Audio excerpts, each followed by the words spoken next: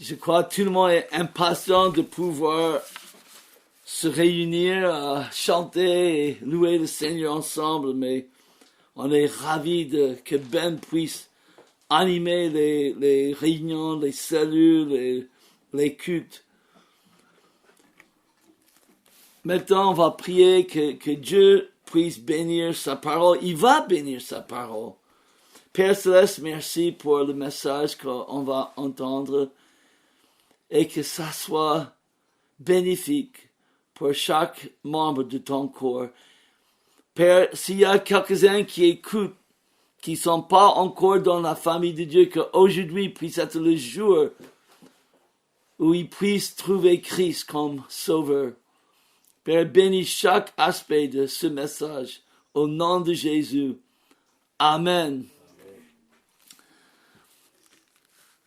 S'il y a une chose que je déteste, c'est quand quelqu'un vient m'annoncer une mauvaise nouvelle.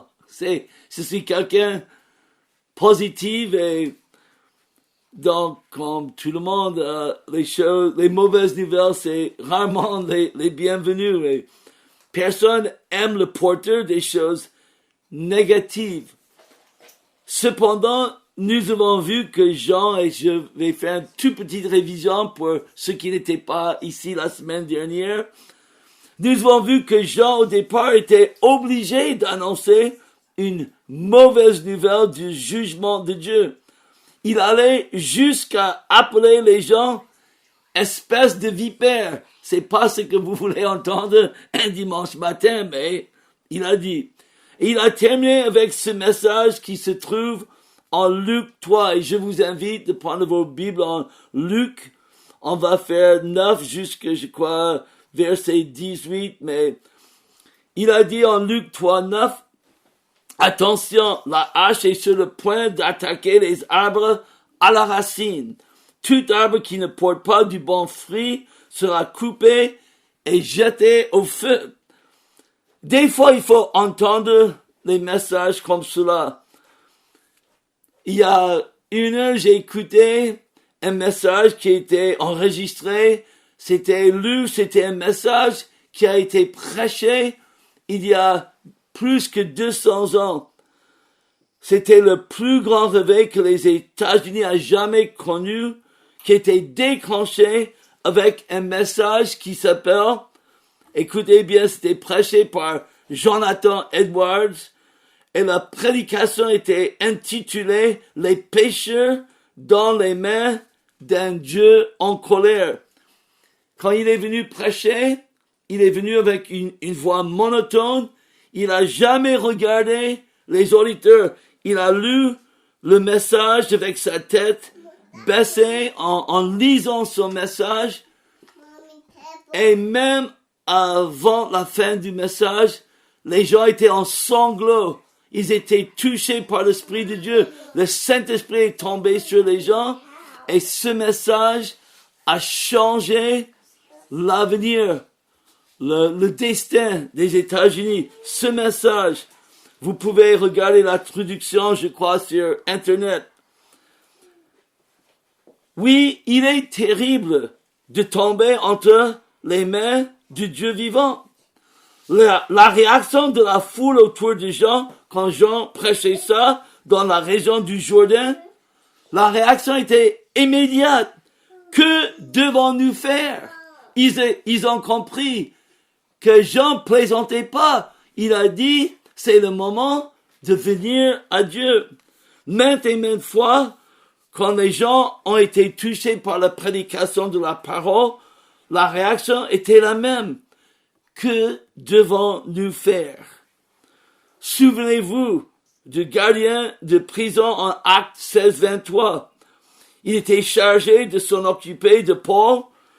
Écoutez la suite de ce verset, c'est Actes 16, 25 jusqu'à 31.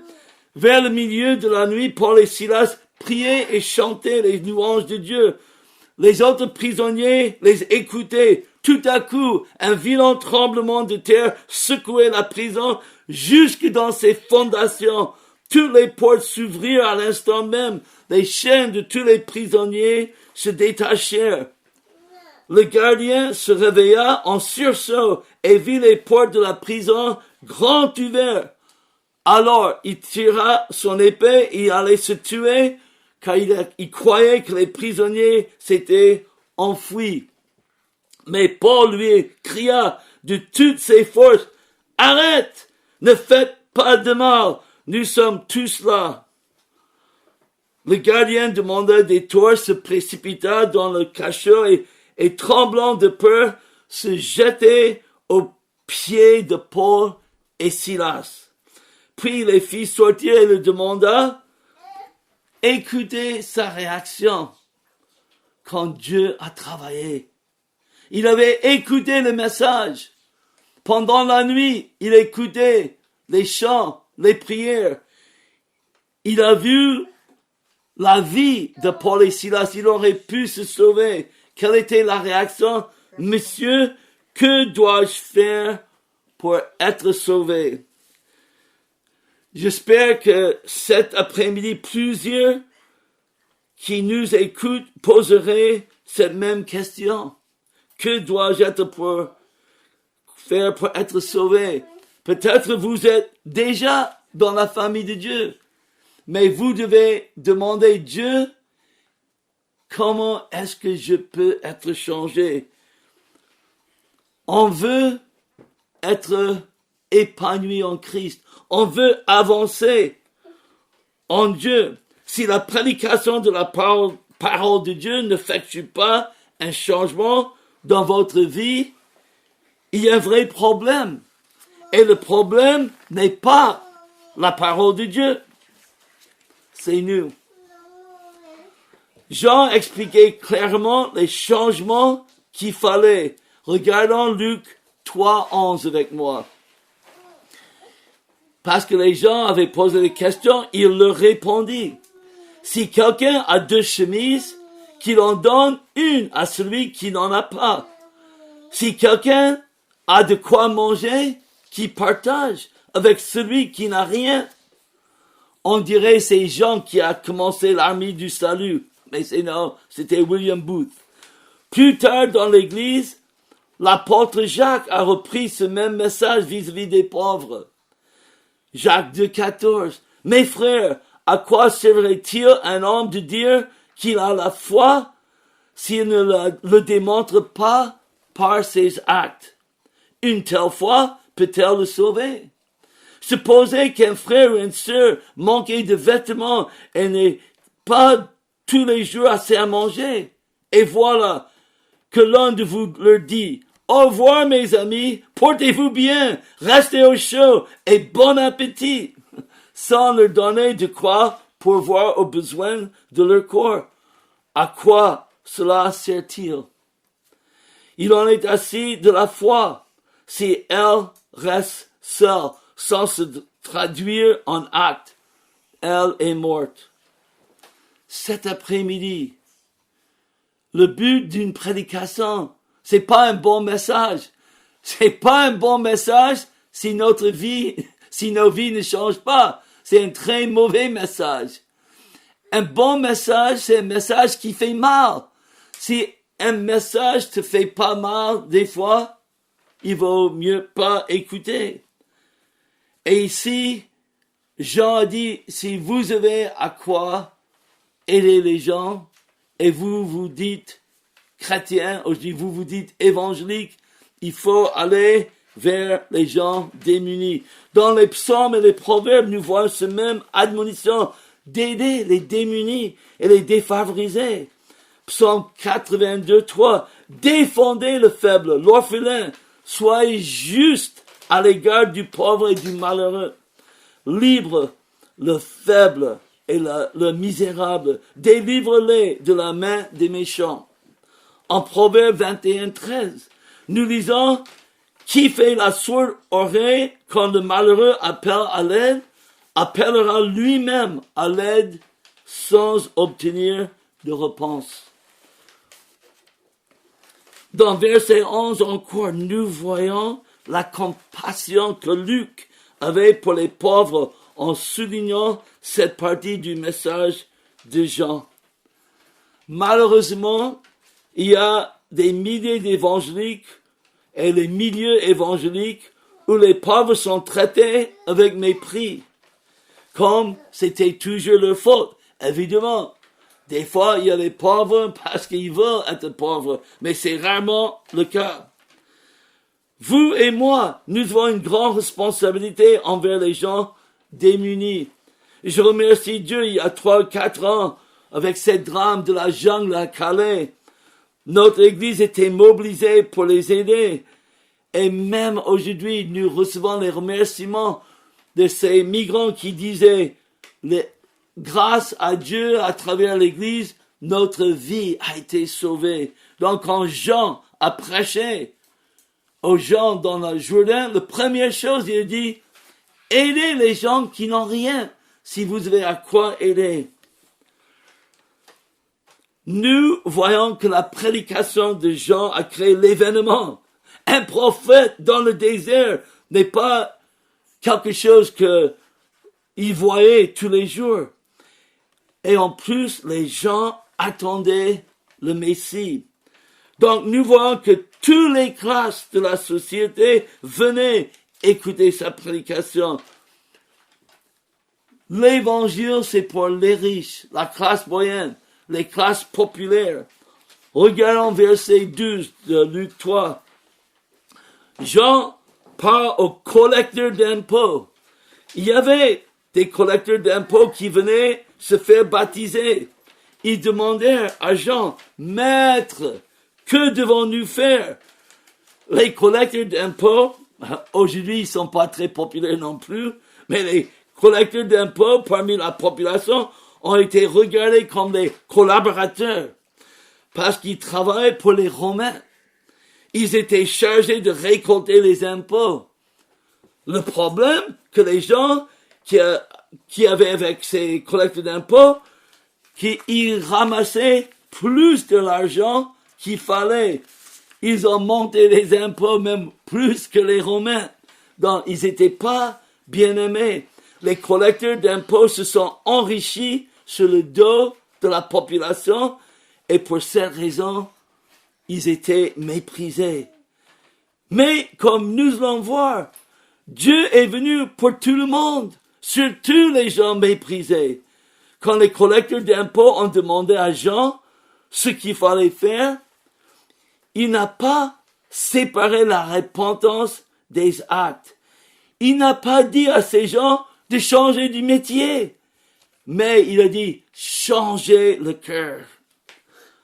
En verset 14, pour moi, qui viens d'une famille militaire, c'est intéressant de voir les soldats qui venaient se faire baptiser. Pendant la Deuxième Guerre mondiale, les soldats des deux côtés ont abusé de la population civile. Il y avait du pillage, les viols. Pour les soldats romains qui étaient les occupants, c'est un peu qu'on voit partout dans le monde, quand un pays conquis par un autre pays, les soldats restent et souvent les populations sont terrorisées. Ces soldats étaient dans une position d'extorquer l'argent. La tentation était grande de le faire parce que les soldats, à cette époque, gagnaient juste assez pour vivre. Il n'y a pas grand-chose qui a changé depuis ce moment. Il n'y avait pas de superflu.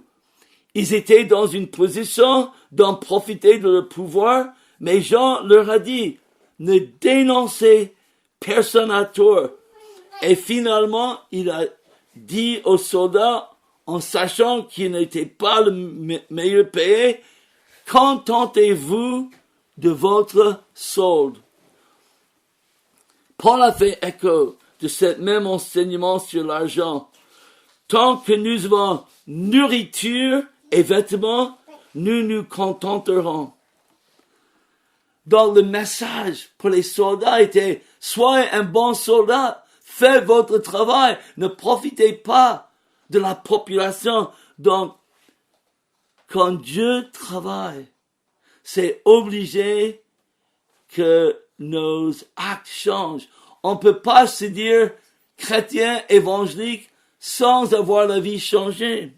même que ce soit les collecteurs d'impôts, les soldats.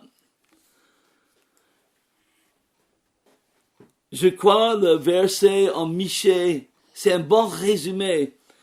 C'est un verset en Michée, je crois que tous les chrétiens doivent apprendre ce verset. C'est Michée 6:8 et c'est un peu un résumé de l'enseignement de Jean. On t'a fait connaître aux hommes ce qui est bien et ce que l'Éternel demande à toi. C'est que tu pratiques le droit, que tu aimes la loyauté et que tu marches humblement avec ton Dieu. Imaginez quand on prend ces choses, marcher humblement, loyauté, vivre honnêtement. Je crois que Jean aurait dit Amen à ce verset. On a un petit garçon, Noah, qui disait toujours Amen. C'est le temps de dire Amen. Toutes sortes de gens venaient écouter la prédication de Jean et le sentiment était que peut-être il était le Messie. À cette époque, dans toute la diaspora juive, les gens ressentaient que quelque chose d'énorme allait se passer. Je me souviens dans les années 60 et 70, les gens disaient, Jésus va venir maintenant. Je me souviens d'avoir écouté Billy Graham qui disait, si Jésus ne vient pas d'ici 7 ans, je vais être étonné. Jésus peut revenir aujourd'hui. Mais les Juifs à cette époque, ils vivaient dans l'espérance que le Messie allait arriver. Le peuple était plein, verset 15, Luc 3:15. Le peuple était plein d'espoir et chacun se demandait si Jean n'était pas le Messie. Maintenant, le moment de vérité est venu. Jean allait expliquer en toute humilité les choses telles qu'elles étaient. Verset 16, il répondit à tous, moi, je vous baptise dans l'eau, mais quelqu'un va venir qui est plus puissant que moi. Je ne suis même pas digne de dénouer la lanière de ses sandales.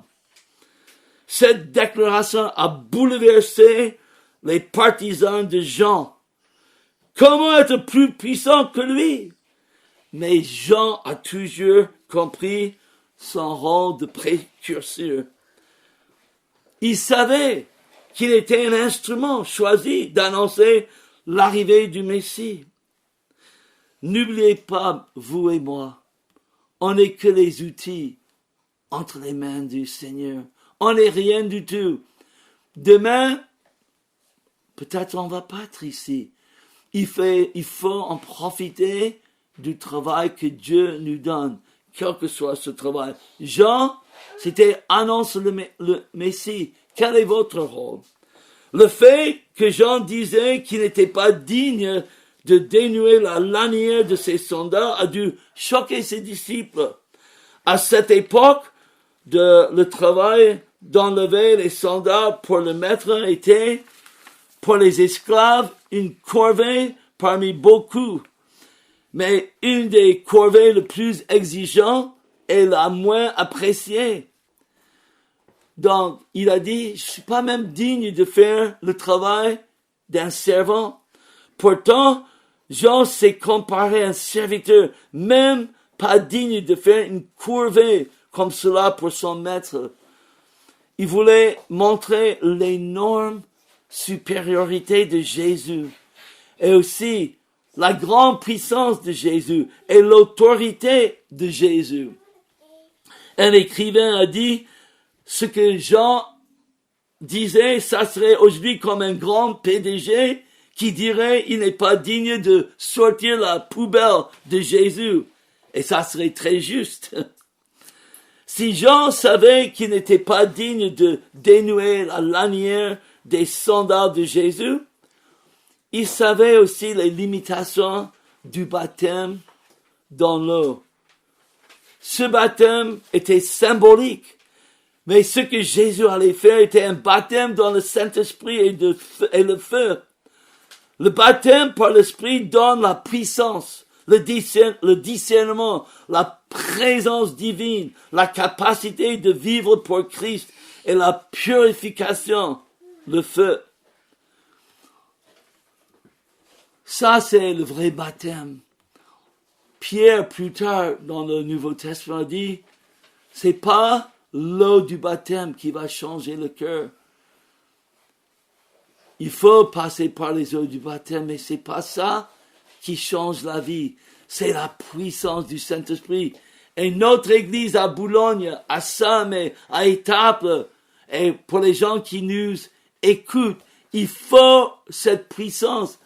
Jean a pu indiquer le chemin, mais Jésus, il est le chemin, il est la vie.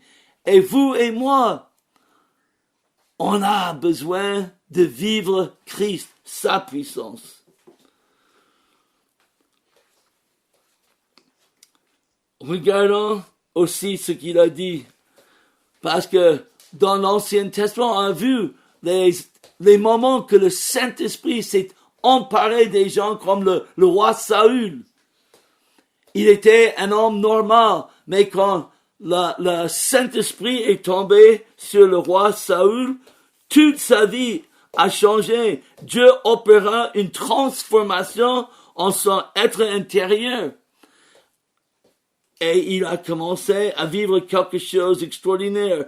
Plus tard, alors l'Esprit de Dieu tomba sur lui. Il entra dans un état d'exaltation au milieu d'eux. Ça, c'était l'Ancien Testament.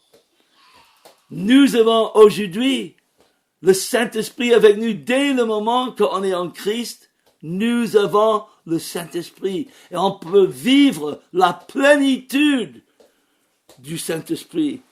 Si on est transformé par l'Esprit, on est aussi purifié, qui est l'image de feu.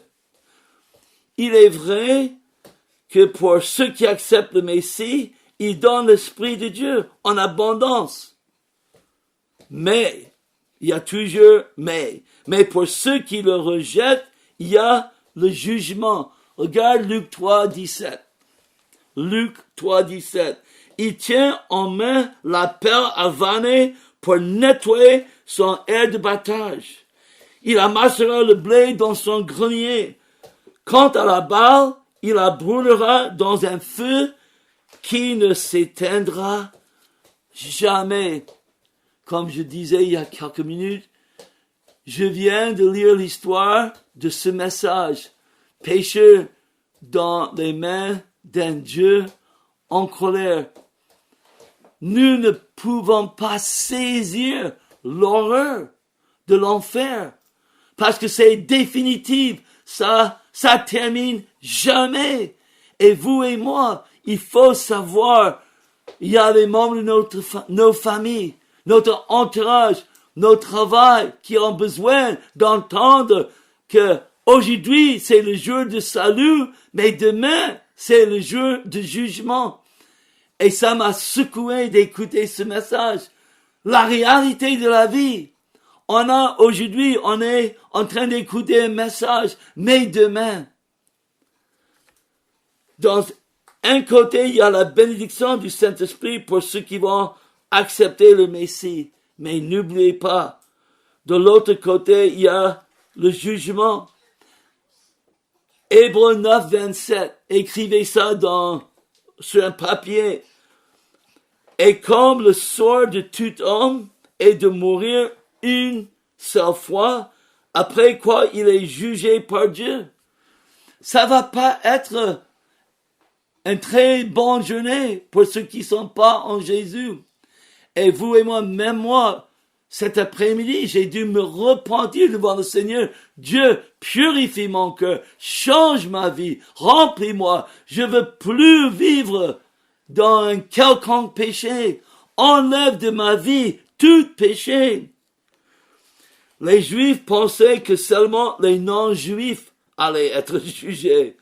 Mais l'image que Jean a donnée montrait que tout le monde qui restait dans le péché allait être jugé.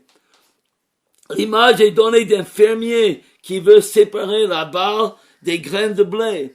Il utilisait une sorte de pelle plate pour jeter le grain dans l'air et la balle était emportée par le vent, mais le grain tombait par terre. Le grain, c'est ceux qui aiment Dieu. Le blé est sauvé, mais la balle va être brûlée dans le feu du jugement.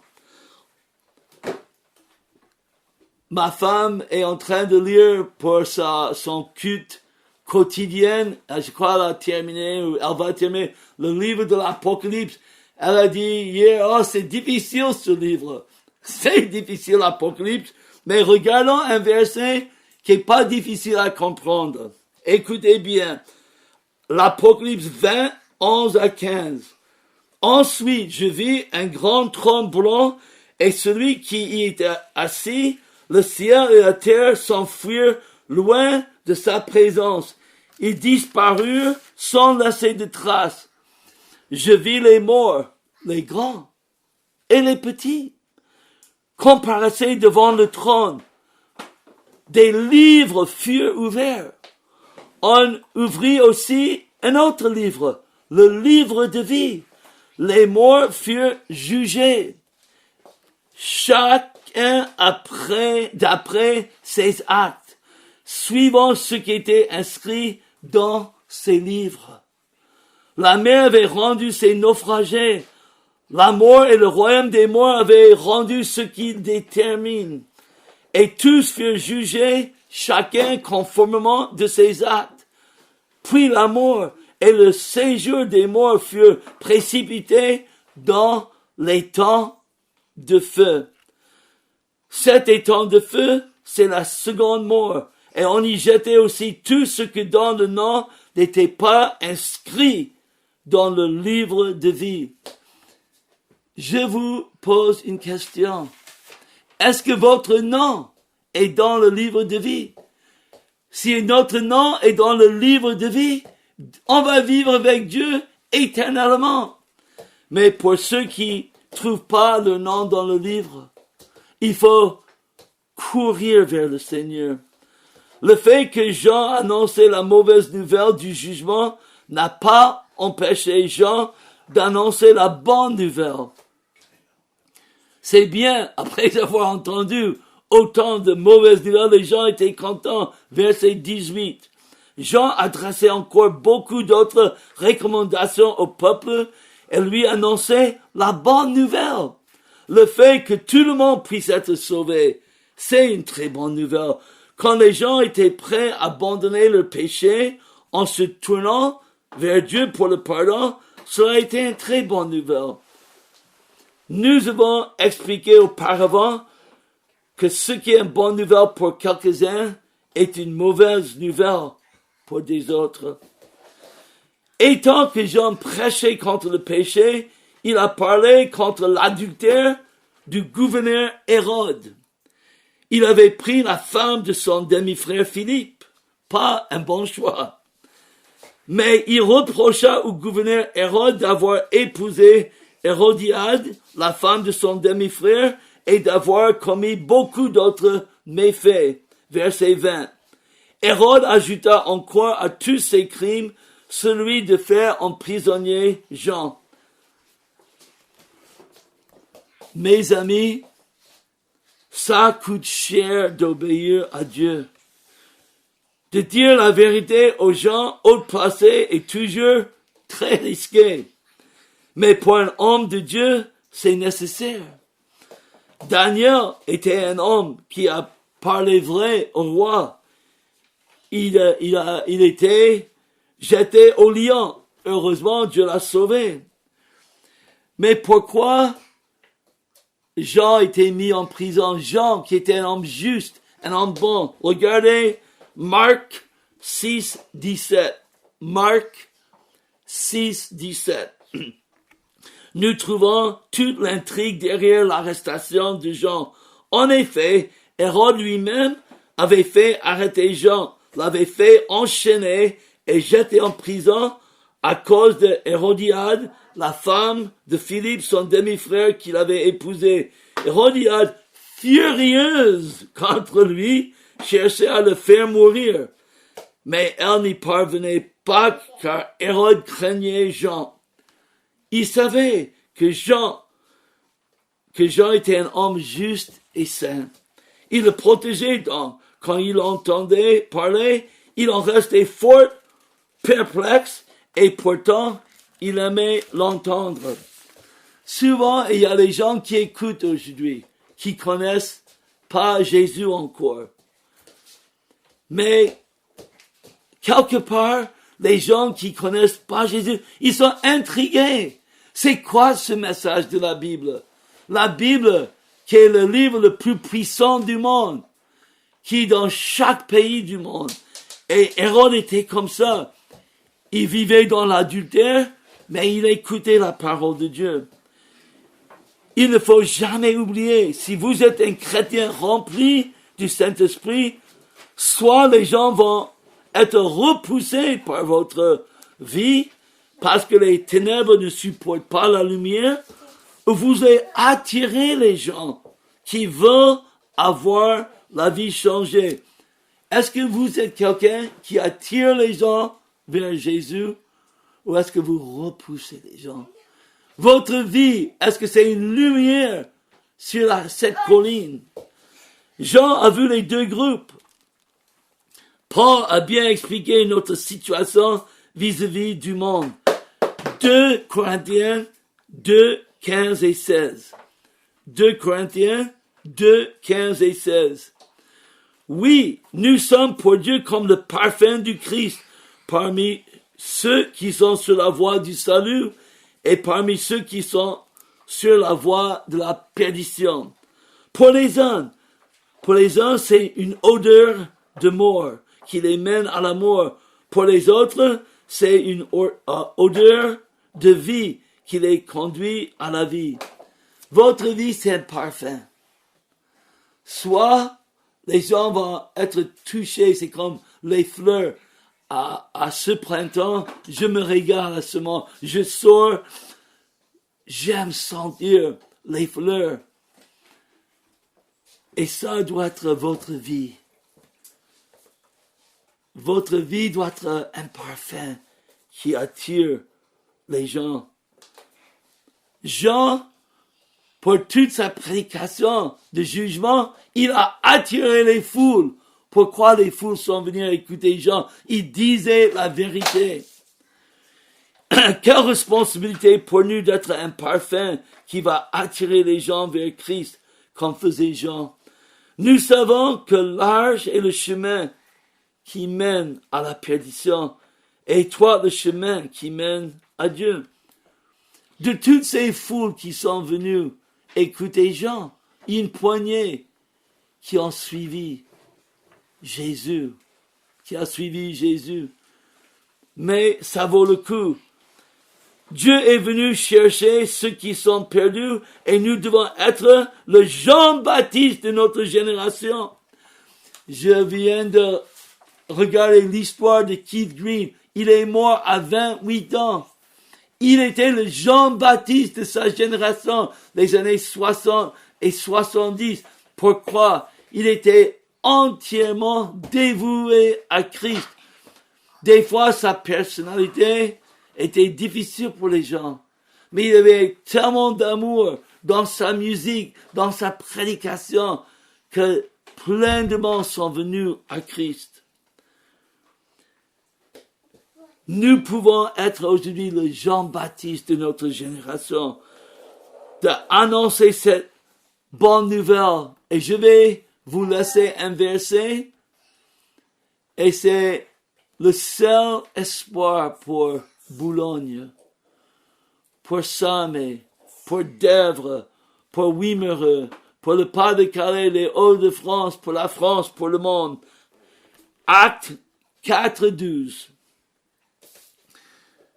C'est en lui seul qui se trouve le salut. Dans le monde entier, Dieu n'a jamais donné le nom d'aucun autre nom, homme, par lequel nous devions être sauvés. Vous savez, la seule chose qui compte, c'est pas combien vous gagnez. C'est pas si vous avez des amis importants. C'est pas si vous vivez dans une grande maison, vous avez une belle voiture. Ça, c'est des choses qui vous les avez, tant mieux pour vous. Mais ce qui compte, c'est de connaître Christ, d'être la voix pour les gens. Que les gens puissent savoir, oui, il y a de l'espoir dans cette vie et la vie qui va venir. Il peut connaître le nom de Jésus qui va changer leur vie. Donc, prions que nous soyons, pour cette génération en France, les Jean-Baptiste, de crier dans le désert. Jésus vient, il est venu et il sauve. Aujourd'hui, prions. Père Céleste, nous voulons être les Jean-Baptiste. On veut offrir une solution. On veut offrir ce don de Dieu, Jésus-Christ, crucifié et ressuscité. Oh Père, merci pour ces moments ensemble et fais en sorte que cette semaine soit une grande semaine dans le Seigneur. Au nom de Jésus. Amen.